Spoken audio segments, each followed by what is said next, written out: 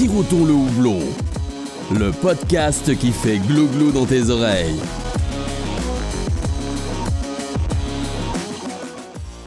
Salut à tous, c'est Alex. Ça faisait un petit moment qu'on s'était pas vu là avec ces histoires de confinement. Et aujourd'hui, je suis très content de reprendre les enregistrements. Je suis avec Christophe de la brasserie La Petite Mèze. Salut Alex, salut Sirotons le houblon, salut la communauté. Déjà, moi je suis très content d'être là avec toi parce que c'est vrai que quand j'ai lancé le blog il y a un an et demi de ça, ça fait partie des premières brasseries que je suis venu visiter. Et j'avais été vraiment ultra bien accueilli déjà à l'époque. Ben, merci. Donc ça me fait plaisir de revenir. Et en plus, il y a pas mal de choses qui ont changé depuis, donc on va pouvoir pas mal parler de... Ça fait plaisir de t'accueillir. Alors du coup, bah, oui, nous, depuis ce temps-là, on est passé de 2 déjà dans la team. Donc c'était Quentin qui est responsable de prod et moi-même, à 5.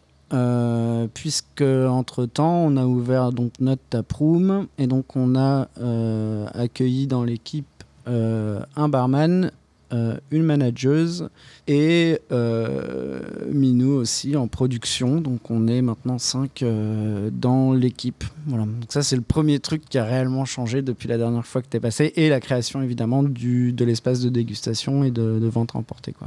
Ouais, très, très chouette espace, vraiment sympa. Merci. C'est vrai que ça doit pas tourner beaucoup en ce moment, c'est dommage, c'est pas la période pour, mais... Alors la boutique, elle tourne, mais ouais, évidemment le bar est fermé, quoi. Voilà. Pour ceux qui connaissent pas La Petite Mèze, on est dans la province très proche de Tours, on est au nord de Tours, à Notre-Dame-d'Oé. Tout à fait, exact. Voilà. Donc on a créé La Petite Mèze. La Petite Mèze, ça veut dire la petite maison. On a commencé avec Quentin à brasser en amateur en 2011 au fond du jardin chez mes parents dans un endroit qui s'appelait La Petite Mèze.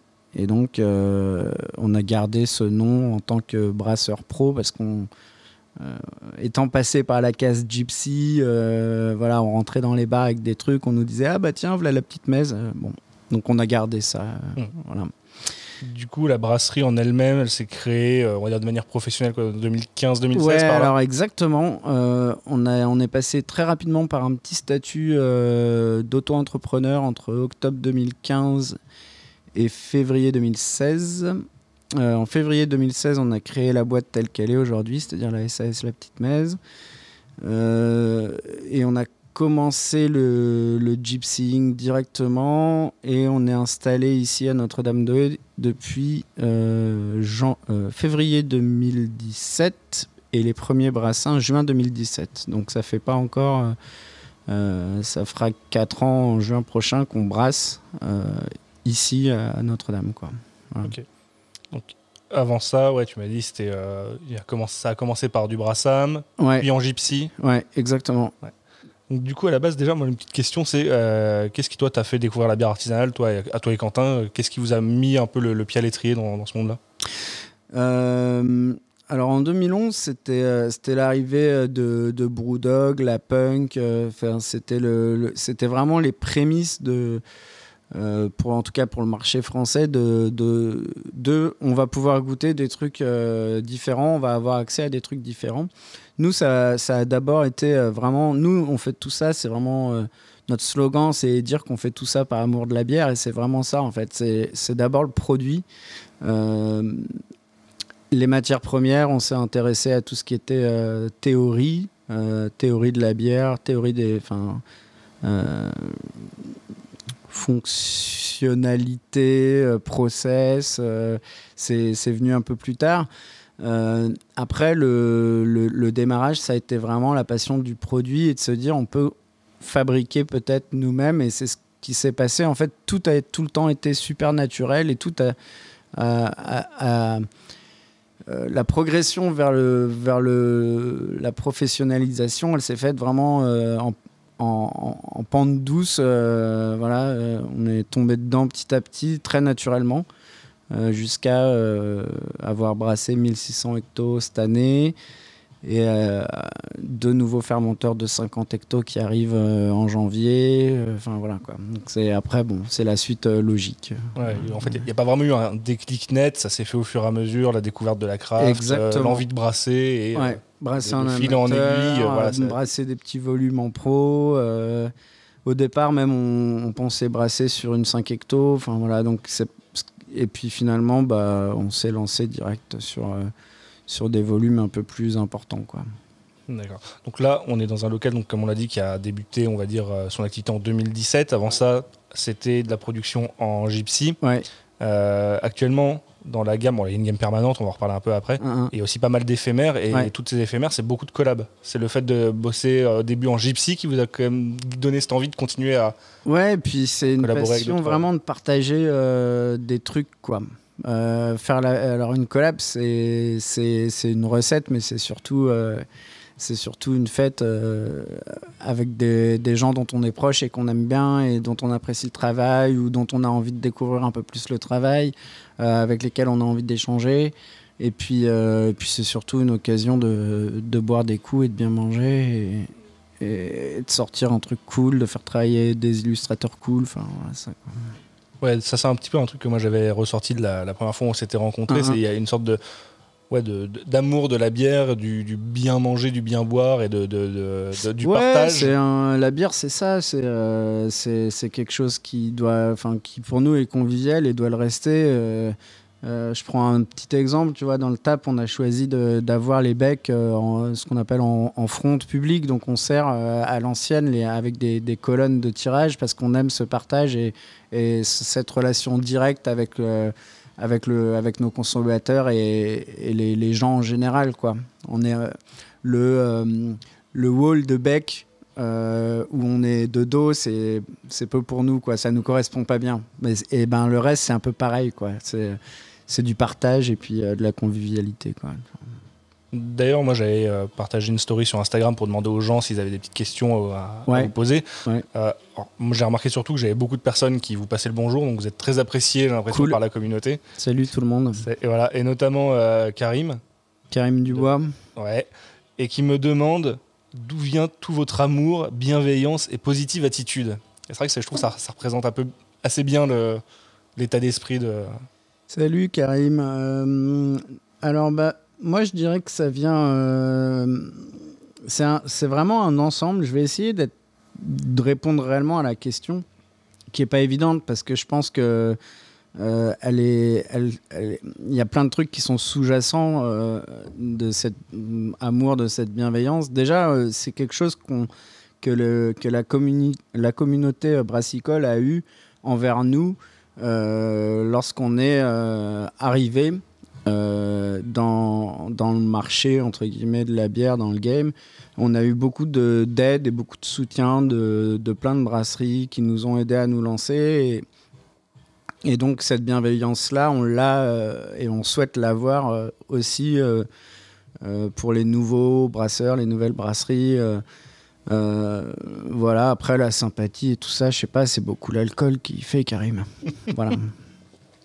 Du coup, c'est un peu un état d'esprit qui se retrouve dans la brasserie, de l'image qu'elle dégage et l'univers qui est autour. Ouais, quand on fait des collabs, on a fait une collab, on fait toujours des trucs un peu foufou, mais on a déjà mis une piscine dans la brasserie. L'idée, c'est vraiment de se marrer et puis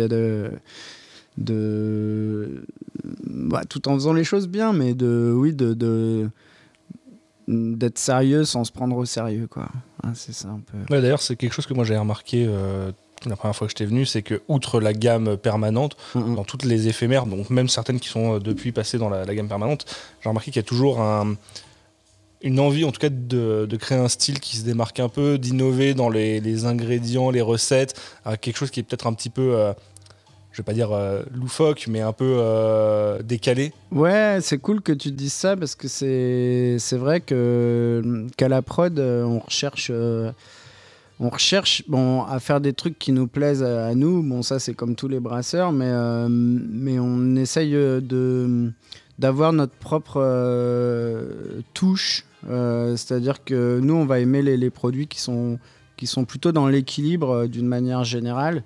Nous, on a coutume de dire que si tu as tout ce que la dégustation est censée t'apporter dès la première gorgée, c'est qu'il y en a trop. La bière, elle est faite pour être bue dans la totalité de son contenant. Alors, si on parle d'une canne 44, c'est une canne 44. Mais Après, bon, voilà, c'est différent sur les 75 ou les growlers. Bon, évidemment, un growler, bon, mais je veux dire, c'est pour but de partager. Donc c'est pas une gorgée qui doit apporter l'intégralité du relief de la bière. Si c'est le cas, c'est qu'il y a quelque chose qui est pas équilibré dedans. Ouais, d'ailleurs, juste avant, là, tu m'as fait goûter un IRS, un IRS Russian Imperial Stout qui est avec de la fève de tonka. Fève de tonka torréfiée, bois de Palo Santo, donc un bois qui apporte des notes de noix de coco, un peu encens. Voilà, donc ça, c'est notre bière pour l'hiver. Ouais. Et vodka aussi, tu m'as dit. Et ouais, alors en fait, on a infusé les fèves de tonka torréfiée, le Palo Santo dans de la vodka et on a filtré et ajouté le filtrat au risque, quoi. Ouais. Et donc là, on part quand même sur un style qui, dit comme ça, semble être un truc assez lourd, assez costaud. Ouais. Au final, tu m'as dit qu'elle titrait à 8,9, c'est ça ? 8,5. 8,5 ? Exactement. Ouais, donc c'est pas un truc extra chargé pour un RIS. Et non, parce que dans le RIS BJCP, on est entre 8 et 12, donc c'est vrai qu'actuellement, les brasseurs ont plutôt tendance à aller vers le 12 que vers le 8. Ouais, mais justement, là, l'idée, c'était quand même d'en faire un RIS agréable. Enfin, je dis pas que les bières au-dessus de 10 et tout ça sont pas agréables à boire, hein, mais quelque chose de simple, d'équilibré, tout en ayant quand même un vrai côté. Ouais, mais en fait, on rentre dans ce que tu disais avant. On garde une grosse buvabilité. Ouais. Là où un Russian Imperial Stout un peu plus chargé, avec des ingrédients un peu plus pastry, tu vois, qui titre à 12 pourrait être un peu difficile à boire seul, même en bouteille 33. Ouais. Là, on est sur quelque chose qui en fait, se boit super facilement. Et on est loin du diabète, là. Là, clairement, on n'est pas niveau diabète. Y a pas de, on sent pas le côté dessert liquide. Non. Pourtant, on garde une très bonne aromatique que j'adorais. Et une gourmandise c'est très sympa. Sur la vanille. C'était une vodka française au seigle, la Belvédère. Donc, on a toutes ces notes aussi un peu... évidemment, toutes les notes de torréfié, mais... quelques notes un peu céréalières aussi qui traînent. Voilà. Ouais, je trouve que ça représente bien en fait du coup ce que tu disais avant, le fait de vouloir garder une bière qui puisse être équilibrée, buvable, tout en étant un peu gourmande, mais voilà, sans trop de sucre, sans écœurement. Après, bon, si on doit parler recettes loufoques et tout ça, on fait aussi. On a sorti récemment en collab avec Yves Leboeuf de Sense6 Brewing à Reims. C'était le podcast d'avant, c'est vrai. La Milkshake, donc il t'en a peut-être déjà parlé. Elle n'était pas encore sortie quand j'y suis allé, c'était peut-être une semaine avant. Milkshake triple IPA à 12 degrés 6, ananas, coco. Avec du sabro, du sorachi. Sabro, sorachi, bon... Là, on dépasse un petit peu l'équilibre mais c'est tricky comme on aime et t'aimes pas. Je sais que moi, bien fraîche, ça me pose aucun problème, quoi. Ouais, non, mais moi, en fait, je repense à la... Alors maintenant, je crois qu'elle est passée en gamme permanente, mais à la Bly Me, Tickle Me and Shake Me. J'avais découvert avec toi, du coup, c'était peut-être 1 an et demi de ça. Et c'était... pour moi, c'était un peu... pas une révélation, mais vraiment de découvrir une bière avec une composition aussi riche et originale, et tout à la fois ultra buvable, équilibré, et au final quand même assez complexe malgré cette buvabilité. Je trouvais ça vraiment intelligent, bien fait et très, très sympa. Ça se démarquait beaucoup de ce que font les autres. C'est cool parce qu'on se prend de temps en temps des petites tôles sur les Brutes S4 ou sur certains lancements de référence. Mais quand ça nous tient à cœur et que c'est rentré en permanent, on va toujours essayer de faire mieux, même si on change juste un petit marqueur ou un petit truc. Par exemple, je pense à notre Cherry Berliner Weisse cerise cardiaque, enfin crise cardiaque ou cerise cardiaque à la cerise, qui vient de ressortir là il y a une semaine et qu'on a retravaillé pour être encore plus à notre goût. Donc du coup, en plus des griottes, on a rajouté de la cerise noire et de l'hibiscus. On a plus de cerise, plus de mordant, la couleur est démentielle. Et voilà, c'est pas parce que elle est permanente et qu'elle s'appelle comme ça qu'elle est figée. Ou voilà, tant qu'on n'a pas exactement ce qu'on souhaite, on s'obstine. J'avais déjà goûté la première que j'avais trouvé très chouette. Et pourtant, vous continuez à faudra que tu goûtes celle qui est sortie il y a 8-10 jours. Là, c'est cool. Avec plaisir. C'est cool. En plus, on l'a sur l'étape. Donc on verra ça tout à l'heure. Avec plaisir. Du coup, moi, je remarquais, en fait, je faisais remarquer un peu ce décalage, on va dire, avec ce que font les autres brasseries qui... Bon, pas toutes, mais de manière globale, il y a quand même une tendance sur le marché. On voit que ça suit beaucoup la mode de l'IPA, donc avec même les déclinaisons, les doubles IPA et compagnie. D'un autre côté, on a eu aussi une grosse démocratisation des bières un peu plus acides, des sour. Et j'ai l'impression qu'à côté de ça, vous, bien qu'en sortant de temps en temps, c'était pas vraiment la focalisation principale, on va dire, des productions. Alors, ça a peut-être un peu changé ces derniers temps. On va y revenir après, alors mais... là, on a sorti on peut dire des gros mots dans les podcasts. Oui, moi, il n'y a pas de problème. On a sorti des putains d'IPA, je trouve, récemment, en Cannes. Mais effectivement, il y a des brasseries qui font déjà ça très très bien. Nous, il y a un style qu'on n'a pas encore exploré, les New England IPA, les NEIPA, on n'a pas encore sorti ça. Parce que on en boit des cools ailleurs, et parce qu'il y a aussi une méconnaissance, et je parle pas que du grand public, aussi de certaines brasseries qu'évidemment je citerai pas, mais sur ces types de styles, et donc parfois on se retrouve avec des trucs qui n'en est pas, quoi, sans mauvais jeu de mots. Voilà. La blague est validée. Et quitte à mal le faire, autant pas le faire, quoi. Ouais, et nous on essaye de sortir que des trucs. Je sais que chaque brasserie considère ça de sa production, mais vraiment l'idée c'est de sortir des trucs que notre matériel sait maîtriser, que nous on sait maîtriser, et de rester on va dire sage et patient, mais ça veut pas dire qu'on n'aime pas ces styles-là, ou ça veut pas dire qu'on n'en fera pas un jour. C'est juste que y a des styles qui sont plus compliqués que d'autres, qui nécessitent du meilleur matos que d'autres, et tant qu'on n'aura pas atteint ça, on préfère pas s'aventurer forcément dessus tête baissée parce que c'est à la mode. Oui, de toute façon, quitte à travailler le houblon, on n'est pas obligé de le faire en IPA ou en double IPA ultra chargé aromatique. Là, on boit une petite pale ale, donc la What's Up Doc, c'est ça? Ouais, What's Up Doc. Et c'est super bien fait. Récemment, ouais. Et effectivement, c'est comme on l'a mis sur la canne, sans pédance, simple et efficace, quoi. Exactement, et puis c'est léger, facile à boire, et ça reste quand même bien aromatique. Moi, c'est le genre de truc que j'aime beaucoup en ce moment. C'est ce que devrait être une pale ale, mais les pale ale, c'est un style qui est pas assez représenté. Enfin, il y a plein de styles qui sont pas assez représentés. Je parle à mon goût, mais je peux parler aussi au nom de tout le staff de la Petite Mèze, puisqu'on a régulièrement ce genre de discussion. Il y a plein de trucs qu'on va brasser, et que, enfin voilà, peu importe les retours que ça aura, on va sortir un peu encore des trucs un peu différents. Alors, dernièrement, vous vous êtes mis à sortir des bières en canette. Ouais, c'était une volonté, on va dire, pour suivre un peu le marché avec tout le monde qui s'y met. Non, c'est un kiff perso à la base, parce qu'on adore ça, le format alu. Ça va carrément dans notre esprit d'avoir un gros visuel, de pouvoir faire travailler des artistes sur des grandes surfaces de visuel. Il y a aussi évidemment tout ce qui est conservation, enfin tout ce qui est cool dans la canne, le fait que ça se jette au fond d'un sac, le fait que ça refroidisse plus vite, que ce soit plus léger, et puis c'est un format qui est vraiment cool, le 44, moi j'aime bien, ça peut se partager, ça peut se boire tout seul, tranquille. C'est ce que j'aime beaucoup avec ce format aussi. Ouais. Et puis ouais, l'idée c'était, alors on va pas cliver nos deux sorties, parce qu'il y a des trucs très très cool qu'on sort en canne et des trucs très très cool qu'on sort en bouteille.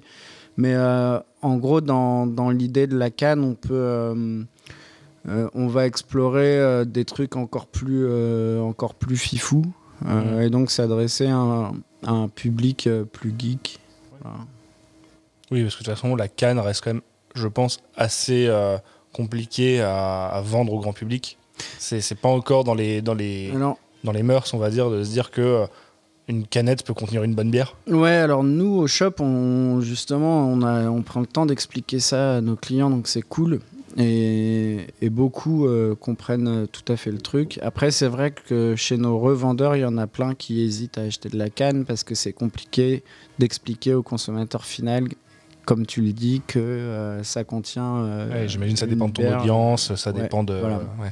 Après, on est sur les chiffres, on n'est vraiment pas mécontent parce que depuis juillet, on a sorti 11 cannes et il y en a 3 qui arrivent courant janvier.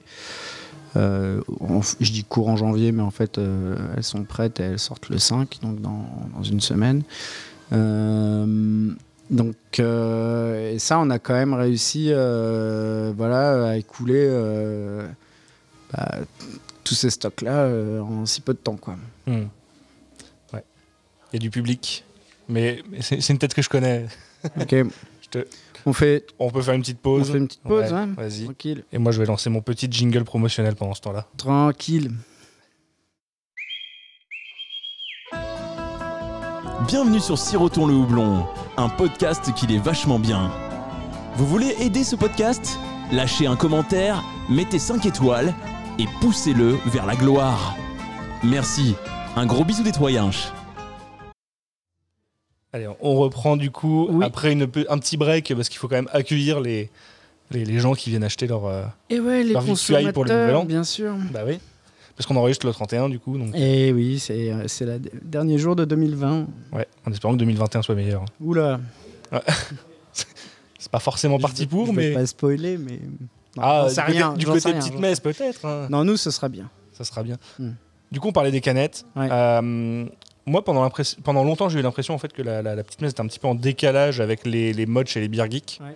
Est-ce que du coup, le passage à la canette, c'est aussi un moyen de se resynchroniser un petit peu avec ça ? Notamment, on parlait de la Tipa qui a été fait avec Senses aussi, qui rentre un peu dans les styles actuels. Ouais, il y a une Gozeux qui est sortie. Une Sour Dipa, une IRS. Ouais. Je sais pas, c'est une volonté pour toi, pour vous, de rester un peu dans l'air du temps de ce qui se fait chez les beer geeks ou Non, comme je te le disais, c'est vraiment un kiff perso en fait. C'est parce que nous, on aime boire des cannes avec des trucs un peu farfelus. Et donc on s'est dit vas-y, ça faisait un moment qu'on voulait faire de la canne et puis du coup on a choisi Bucaneros pour faire de la canne. Voilà, ça c'est des Bucaneros. C'est surtout pour nous les cannes à la base. D'ailleurs, tout à l'heure, il y a un truc que tu disais aussi sur le choix du format canette. Il y a le fait d'avoir une plus grande surface pour l'illustration. Et du coup, ça me fait penser que vous passez pas mal... vous bossez beaucoup avec des artistes pour les cannes et pour les visuels de manière générale. Donc, il y a à chaque fois, c'est des artistes différents. Alors oui, ce qu'on aime, c'est faire travailler des artistes dont on aime le travail. Donc là, par exemple, on a bossé avec Guilain le Vilain, qui est un tatoueur sur notre étiquette de Zapoy, ou alors on a travaillé avec le graphiste de Sensi sur la Piñata Colada. L'idée, avec Terreur Graphique sur La Petite Sottise, l'idée c'est quand même toujours de changer d'illustrateur et d'aller vers des illustrateurs, caractère designers, illustratrices qui nous plaisent, dont le travail nous plaît. Il y a on va dire une idée derrière de mettre en avant des artistes via l'espace d'illustration, et donc forcément la canette ça offre plus de possibilités, plus de surface pour la création. Carrément. Bon, est-ce que tu peux me parler un peu de ce qu'il y aura comme bière à venir, ou est-ce que ça reste encore un peu Non, bien sûr. Là, on a déjà pas mal de trucs dans les barriques, qui dit barrique dit aussi à confirmer, puisqu'on n'a pas forcément tout le temps le nez dedans, même si on a maintenant un labo et qu'on fait de plus en plus de suivi. On va avoir par exemple Got Me a Stout en version Bourbon Wild Turkey. On va sortir en version très limitée une Brett IPA. On a dans les 3 nouvelles cannes qui vont sortir le retour de Space OPA qui était une bière qui avait été assez clivante, qui ressort en canne 44 avec un peu de arche et tout, donc ça c'est des gens qui aiment. On a un peu adouci le arch, mais il est encore là pour pas trop décevoir les fans du style. Et puis on a une gauze grenade gingembre qui sort, et puis la Peaches and Cream and Friends, qui est une Milk Fake DH à la pêche, abricot, mandarine. Voilà. Ça sort le 5 janvier. D'accord, ça c'est pour l'avenir, pour les prochaines bières qui sortent. Ouais. Tu as des choses à dire aussi sur l'avenir de la brasserie, parce qu'on a un peu parlé de la création, de l'actualité. Ouais, donc deux fermenteurs de 250 qui arrivent là début janvier. Le nouveau bâtiment, on a la chance d'avoir un bâtiment de 600 mètres carrés, donc nous, dans lequel on va occuper 350 mètres carrés, qui s'est libéré juste à l'autre bout de notre parking. Donc on a juste à faire 10 mètres et on se retrouve à nouveau chez nous. Et donc, on double notre capacité de prod et notre superficie au sol. C'est bien. Donc, c'est pas mal. Ouais. En plus, là, avec les 2 fermenteurs de 50 qui arrivent, j'imagine que ça va permettre de fluidifier, on va dire, la production de la gamme permanente. Du coup, tu vas libérer un petit peu d'espace pour continuer à faire travailler des trucs un peu foufou. Et à faire des collabs aussi, parce qu'on a un carnet de collabs qui est déjà bien occupé pour 2021. Mais chut, pas de marque. Ok, on dira pas qui voilà. Ok. On parlait tout à l'heure un peu aussi du côté beer geek, le passage à la canette, ainsi de suite. Moi, je me demandais si, en tant que brasserie, on est beaucoup à l'écoute de ce qui se fait et ce qui se dit sur les réseaux sociaux, parce qu'on a quand même un public assez geek là-dessus, et particulièrement de Untappd, parce que c'est quand même assez clivant, je trouve, comme outil. Je sais pas ce que la vie que tu as en tant que brasseur, enfin, que gérant de brasserie, que brasseur. Alors, Untappd, je regarde. J'utilise pas en tant que consommateur. Évidemment, en tant que président d'une brasserie, je regarde ce qui s'y passe.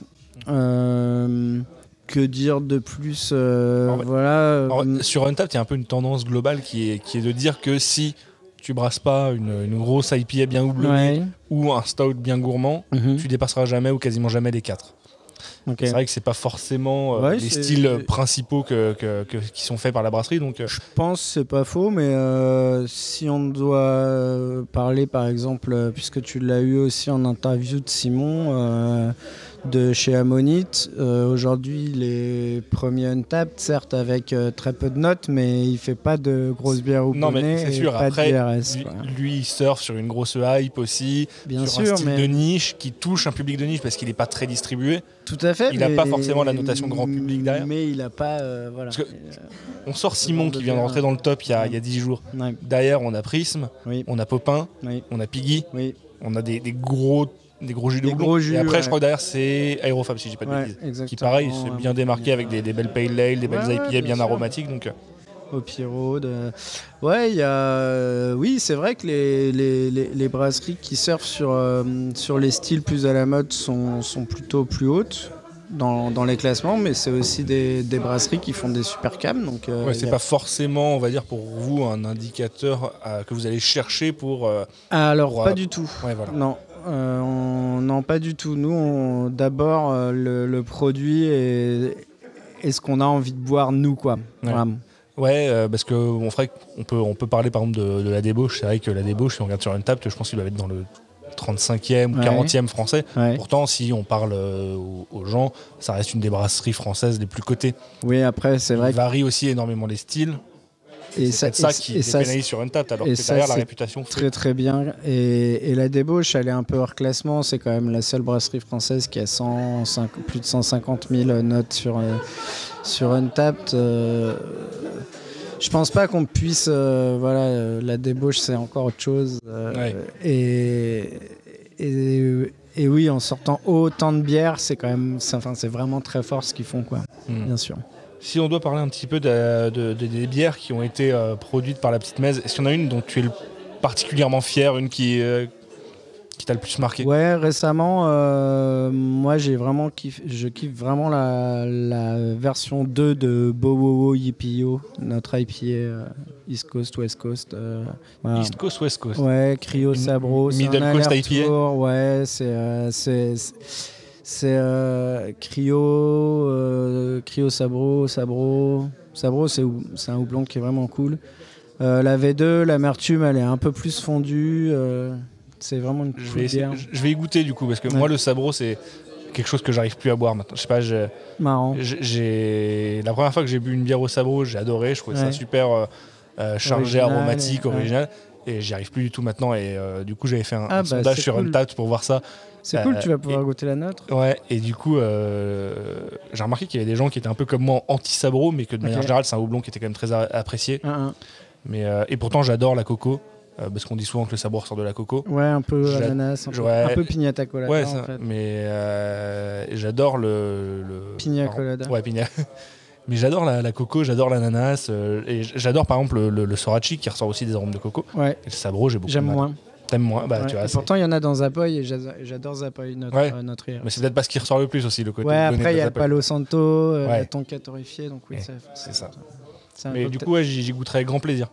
Yes. Et donc ça fait partie de tes ouais, mes récentes. 2 coups de cœur récents. Après, voilà, elle sort que le 5, mais dans les 3 prochaines cannes, Gingerous Grenade, Gauze Grenade Gingembre, c'est vraiment très très cool. Okay. Et toi, à titre personnel, si on parle de ta consommation de bière globale, t'as des styles qui te marquent plus? Ouais, moi j'aime bien les Pale Ale. Ouais.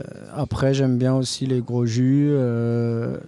En ce moment, à la pression à la maison, j'ai Fracayou Lélé. Donc, déjà, t'as des pressions à la maison, t'as des becs chez toi? Ouais, j'ai 2 becs. On a 2 becs à la maison. J'ai Fracayou Lélé, donc notre Pale Ale framboise cassis yuzu, et Inuit We Trust, notre NZ White IPA à 7.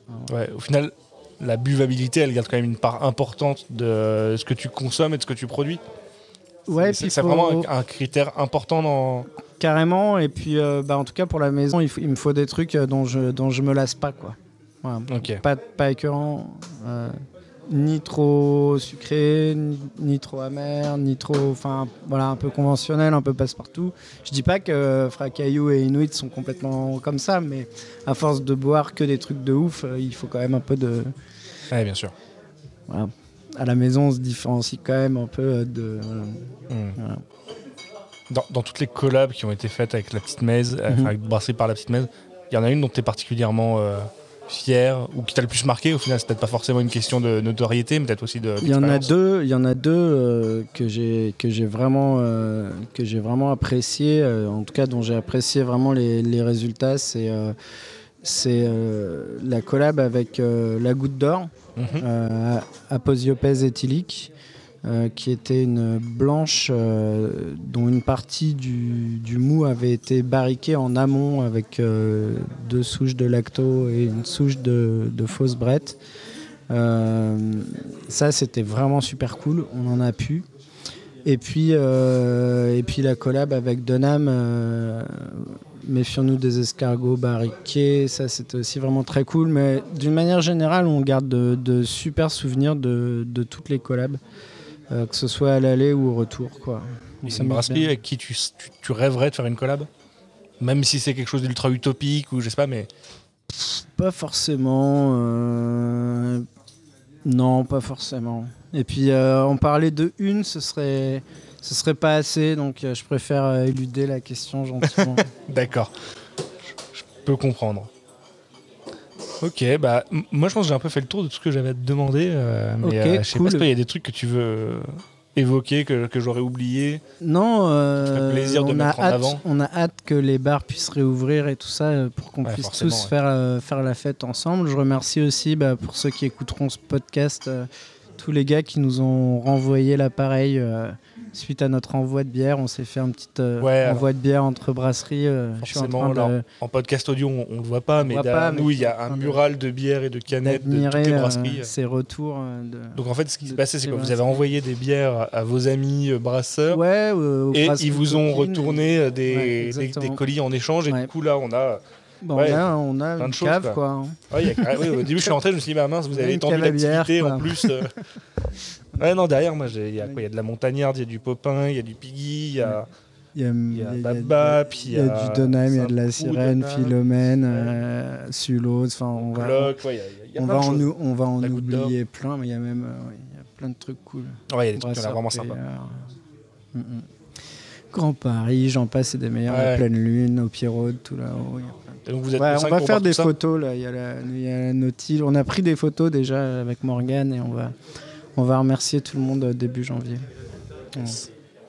Ok, bah... Non, donc oui, pour conclure sur ce que je voulais dire, j'espère que, voilà, que les bars vont pouvoir ouvrir bientôt. Gros soutien à toute la filière, Distrib, tous les copains, les cavistes, les restaurateurs. On pense fort à vous et puis que surtout on puisse reboire des coups rapidement et faire les cons dans les festivals et tout ça, quoi. Voilà. Clairement. Ouais, ça, c'est quelque chose qui manque beaucoup en ce moment. Voilà, mon cher Alexandre Siroton. Bah, merci beaucoup pour l'accueil, merci pour les quelques bières que tu m'as fait déguster pendant le podcast. On peut en goûter encore une ou deux. Voilà, avec plaisir, on va faire ça en off après parce que sinon ça va devenir inintelligible. Bien sûr, puis il y a du monde. Ouais, en plus, ouais, bah, c'est vrai que ça marche bien. Bon, après on est le 31, il faut fêter ce soir un peu. Oui, bien sûr, les gens, mais d'une manière générale, on se plaint pas de la fréquentation du TAP. Ouais, c'est cool. En plus, vous êtes dans une zone un peu industrielle, commerciale. Ouais, zone artisanale. Artisanale, ok. Ouais. On est un peu excentré du centre-ville. C'est pas carrément. Forcément le genre d'endroit où tu viens pour boire des bières, parce qu'il faut venir avec ta non, voiture. Là, les gens, ils viennent et pourtant, exprès. Et pourtant, ça marche. Donc ça, c'est cool. Ouais, c'est chouette. Bon, bah, super. Moi, je vais juste finir avec un petit mot de la fin, qui est, je vais faire une petite promotion habituelle. Bien sûr. Mais juste, comme j'ai pas sorti de podcast depuis peut-être 2 ou 3 mois maintenant, un petit rappel, j'ai balancé mon petit message tout à l'heure pour les notations sur Apple Podcasts, c'est important. Et aussi, entre-temps, j'ai lancé une petite page Tipeee si jamais vous voulez soutenir le podcast. Ça nous permet, nous, moi plutôt, de financer les déplacements que je fais pour aller voir les brasseries, le matériel que j'ai déjà financé de ma poche, mais de belle qualité. Voilà, c'est des investissements que j'ai fait de ma poche. Donc si jamais ça vous tente de soutenir le podcast, c'est une page Tipeee Siroton le houblon. Vous pouvez le trouver dans la barre de recherche ou dans les liens du podcast. Et voilà, moi je remercie encore une fois Christophe et la petite messe de m'avoir accueilli. Ça m'a fait vraiment plaisir d'être là parce que c'est une brasserie qui me tient à cœur, que j'aime beaucoup. Et merci beaucoup, c'était trop cool. Et à la prochaine pour un nouvel épisode. Allez, bientôt. Salut.